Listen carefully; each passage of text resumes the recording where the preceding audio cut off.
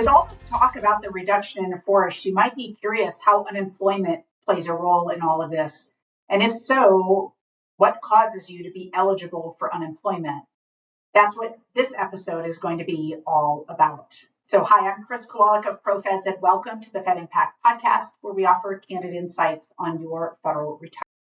Unemployment benefits can only be payable if you've been involuntarily removed from your position without an entitlement to a retirement. So very, very important that you realize you're going to file this with your state because that's where the unemployment insurance is really held.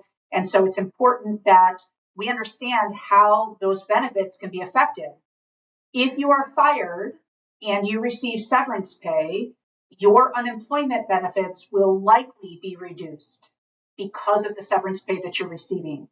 Every state has a little bit different rules, and so we want to make sure that you understand to go look in the state in which you live and make certain that you fully understand how that works for you. So we have put a link to the Department of Labor and some other resources with respect to state unemployment benefits and how to get directly to your state and be able to see all the resources that they have for this right in the show notes. Now, if you happen to be watching this video from our website, you'll be able to have instant access to the show notes.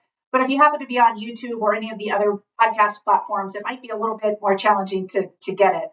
So you can always pull out your phone, text the word podcast to 224-444-6144. You have a link right to the podcast. You can go right to this one and be able to see the show notes with the links directly to the unemployment resources that we're referring to.